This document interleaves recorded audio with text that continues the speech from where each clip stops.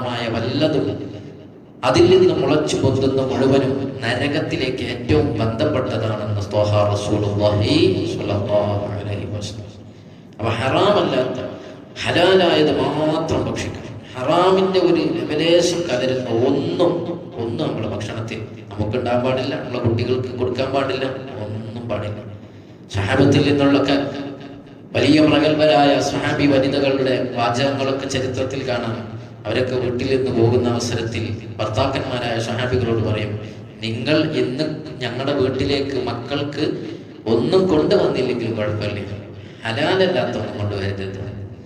ഞങ്ങൾ പട്ടിണി കിടന്നോളാം, എന്നാലും ഞങ്ങൾക്ക് പ്രശ്നമില്ല, ഞങ്ങൾ ക്ഷമിച്ചോളാം, ഞങ്ങൾക്ക് വിഷമമില്ല, ഹലാലല്ലാത്തൊന്നും കൊണ്ടുവരരുത്. ഇന്നെന്താ നമ്മളൊക്കെ വീട്ടിലിരിക്കുകയാണെങ്കിൽ പറയും, മനുഷ്യ എന്തെങ്കിലുമൊക്കെ പോയിട്ട് കൊണ്ടുവന്ന അല്ലെ, എങ്ങനെങ്കിലുമൊക്കെ സമ്പാദിച്ച് എന്തെങ്കിലും കൊണ്ടുപോകാന്ന് പറയുന്ന സിസ്റ്റമാണ്. അതുകൊണ്ട് തന്നെ നമ്മുടെ ദുആ വരെ സ്വീകരിക്കൂല.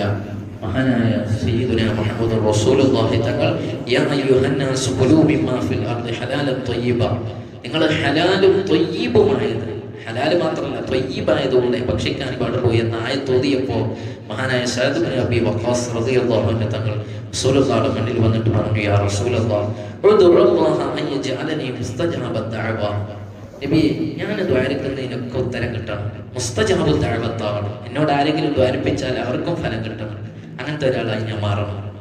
എന്താണ് ഞാൻ ചെയ്യേണ്ടത് നബി എന്ന് ചോദിച്ചപ്പോൾ അവിടെ നിന്ന് പറഞ്ഞു, അതിബു മത്അമക, ഭക്ഷണം നന്നാക്കിക്കോ, നല്ല ഭക്ഷണം ഹലാലെ നീ കഴിക്കാവൂ, തകുൻ മുസ്തജാബ ദഅവ, എന്നാ നിന്റെ എല്ലാ ദുആനും ഉത്തരം കിട്ടും. ഇന്നിപ്പോ നമ്മൾ എന്തെല്ലാം വിഷയത്തിൽ ദ്വാരിക്കുന്നുണ്ട്, പേഴ്സണലായി ദ്വാരിപ്പിക്കുന്നു അല്ലെ, സ്വന്തമായി കണ്ണീരൊഴുക്കി ദ്വാര ചെയ്യുന്നു, എത്ര റിസൾട്ട് നമുക്ക് കിട്ടുന്നുണ്ട്.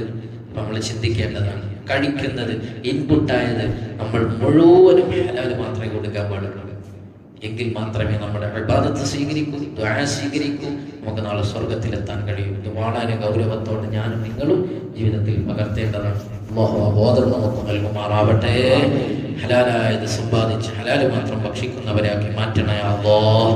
പടച്ചോനെ, അല്ലാഹുവേ, ഞങ്ങൾ പറഞ്ഞു കേട്ടത് നീ സ്വാലിഹായ കർമ്മമായി സ്വീകരിച്ച് ഞങ്ങളിൽ നിന്ന് മൺമറഞ്ഞ മാതാപിതാക്കൾ, ഉസ്താദുമാർ, ബന്ധുമിത്രാദികൾ, ദുആ കൊണ്ട് കടപ്പെട്ട പലരും ആറടി മണ്ണിൽ കഴിയുന്നു, അവരുടെ ഖബറിലേക്ക് എത്തിച്ചു കൊടുക്കണേ റഹ്മാനെ. അവരുടെ ഖബർ വിശാലമാക്കണേ അല്ലാഹ്, അവർക്ക് മഗ്ഫിറത്തും റഹ്മത്തും നൽകണേ അല്ലാഹ്.